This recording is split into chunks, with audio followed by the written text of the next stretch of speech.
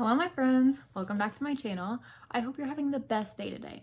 So first of all, I wanted to say thank you so much for watching my last video, and to everyone who liked and subscribed and everyone who gave me feedback. I love you guys so much, so much.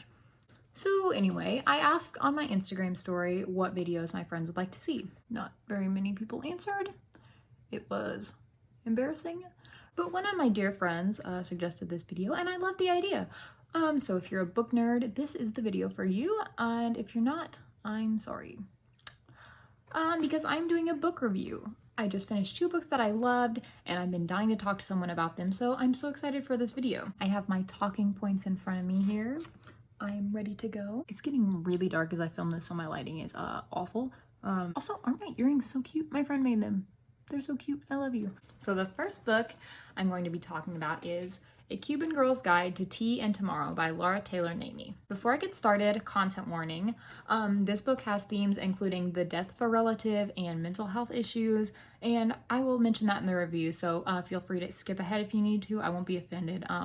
Please do what you need to do. I just want to let you know in advance. So to summarize the book, the main character, Lila, a Cuban-American girl from Miami, who has just graduated high school, is going through it. She experiences the loss of her abuela, a breakup with her boyfriend, and a breakup with her best friend as well, all at once. She calls this the trifecta. This really takes a toll on her mental health, and her family makes the decision to send Lila to England to live with her aunt, I believe.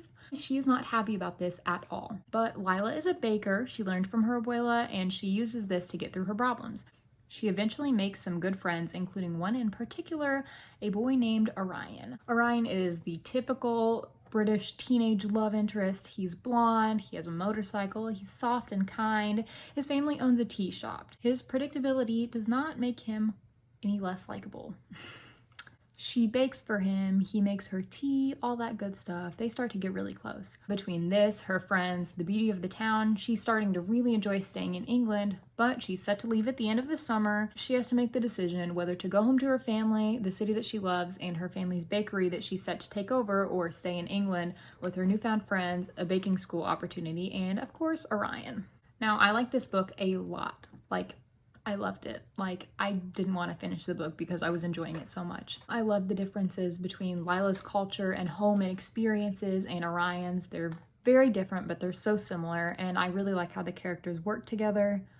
Another thing I loved about the book is the descriptions, especially the food. The author is Cuban American as well, and she does a fantastic job at describing all of the foods and desserts that Lila makes in the books. You will get hungry reading this book. She does a beautiful job describing the setting and the characters as well. I also appreciated the discussion of mental health. She doesn't have any specific mental illnesses or anything, but there's a really strong focus of taking care of your mental health in this book. The book discusses grief and loss, and I think it's important to have those conversations. There are a few places where the book is a little bit predictable, but I don't think it's any more predictable than the usual teen YA romancy book. If you like love stories, coming of age, friends to lovers, slow burn, happy endings, if you like to hear about other places and other cultures, and of course you love a good British love interest, then I would definitely recommend this book to you. In the back pages of this book, the author says that she drew a lot from her own experiences as well, and I think you can really see that in the book. It's got a lot of heart. I love this book so much. The next book I'm going to be talking about is called One Way or Another by Kara Mcdowell. This book, I don't even know what to say. I finished this book in 2 settings in 1 day. I was hooked. This review is going to be a little bit longer than the last one. I did not take very long to summarize that book. But yeah, there's a lot more to be said about this one. Another content warning, this main character is living with anxiety and does have a few panic attacks over the course of the book, so I'll be discussing that in this review. Again, please feel free to skip ahead if you need to. Later in the video, I'll give a list of more of the trigger and content warnings that are found inside of the book, but they could be spoilers, so I'm not going to discuss them in the main review, but I will let you know just in case you do decide to read it, so you're prepared. To summarize the book overall, the main character, Paige, has a very hard time making decisions. I can relate.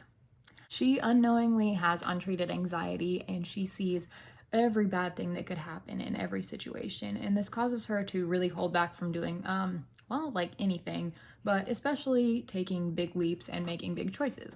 If you like Hallmark movies like I do, especially Christmas Hallmark movies, you will love this book. I say that because Paige is faced with a huge decision. On one hand, her best friend Fitz, who she happens to be in love with, casual, invites her to join he and his family at their cabin in the mountains for Christmas. On the other hand, Paige's mother wins tickets for the two of them to spend Christmas in New York with her mother's friend and his teenage son. It's Paige's dream to go to New York, plus she wants to become a travel writer, so you can see why it would be hard for Paige to choose between a Christmas with Fitz, where she plans to tell him her feelings for him, and a once-in-a-lifetime experience for a New York Christmas. The cool thing about this book is the concept. I actually didn't realize it until I started reading the book, but the book actually splits between the two different possibilities, or the fates as they're called in the book. The chapters alternate between what happens if Paige chooses to go stay with Fitz at the cabin, or if she chooses to go with her mother to New York. Another review that I read of this book mentioned that it feels almost as if you're reading two different books, and I agree. This format kept me really engaged, and I was dying to see what happened next. It's like a cliffhanger at the end of every chapter, pretty much. So I'm going to kind of summarize the two storylines and try not to give too much away about the plot. I'm actually going to start with Fate 2, not Fate 1, Fitz in the cabin, because I need to talk about Fitz. Fitz has been Paige's best friend since they were kids, like 7th grade. He's kind of the golden boy. He plays baseball, he's confident, popular, and kind. Fitz is who Paige goes to when she's feeling anxious. He helps her through her panic attacks. He makes her feel seen and special. He loves love. His favorite movies are rom-coms, and he loves huge gestures. But Fitz is a hopeless romantic, and he dates a lot of girls. So Paige is always kind of suffering. Paige writes a letter and plans to tell Fitz her true feelings on Christmas, but she has second thoughts when she comes to believe that he only invited her there as the replacement for his ex-girlfriend who had just broken up with him. There are a lot of twists and turns in this Fate, and it'll keep you on your toes for sure. Fate 1, The New York Christmas, is just as good. Paige leaves her letter with Fitz to read on Christmas, and she and her mother stay with her mother's friend and his teenage son, Harrison. Harrison is one of those, like, kind of surly, pretentious guys. He goes to college in New York, and he reads old classic books and quotes philosophers. Kind of a jerk at first. For a while, Paige thinks that the trip is going to be miserable, and she regrets going. But Paige starts to question herself and actually considers moving on from Fitz as she starts to fall for Harrison. This storyline is also full of twists and turns, and I enjoyed it just as much as I did the first one. There are actually places within the book where the two stories intertwine, which I thought was really cool, and I really enjoyed the ending as well. The book is a little dramatic, but I didn't find that made it unlikable like it could. You'll definitely pick a favorite Fate, and you'll definitely be Team Fitz or Team Harrison. Team Fitz. It's just like a Hallmark movie and a book. I also liked how complex the side characters are. The friends and family members are all their own people, and we get a lot of details about them actually. I liked how real Paige's anxiety feels. I can relate to her character a lot, in a lot of different ways, and it was nice to have a depiction of a character like that. I enjoyed that she does get help for her anxiety, and that the story takes a positive view on medication and therapy as well. And I love the casual representation in the story. For one thing, Paige's best friend is a bigger girl, but her story is not focused around her weight.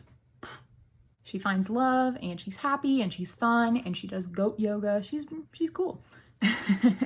Fitz's older siblings are all adopted, but that's not the focus of their story. It's mentioned in passing. And there's LGBT representation as well. Fitz's sister Darcy is married to a woman. She doesn't appear in the book, but she is mentioned multiple times. I haven't seen anybody else talking about that. I'm not sure why nobody else has pointed that out. I thought that was cool. I almost didn't check this book out from the library, and I'm so glad that I did. The story was so cute, and Paige was a really endearing, likable character, even though she's not perfect. I'll probably reread this one too if I get the chance. If you like alternate reality, that kind of thing, friends to lovers, slow burn, pining, little angst, contemporary YA romance, rom-coms, I definitely recommend the book for you. It's so sweet and it's so fun. I was really, really happy with it. Also, I think I have a crush on Fitz. I'm going to give trigger warnings for the book, but they could be considered spoilers, so you can feel free to skip ahead if you don't want any spoilers for the book. This book talks heavily about anxiety, panic attacks, and medication, and there are mentions of a car accident, characters hit by a car, they're okay, a hospital, blood, etc.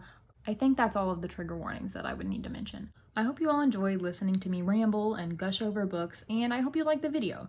If you decide to read either of these books, or if you have already, please let me know what you thought. I would love to hear your thoughts about them. I am sorry if you don't like them.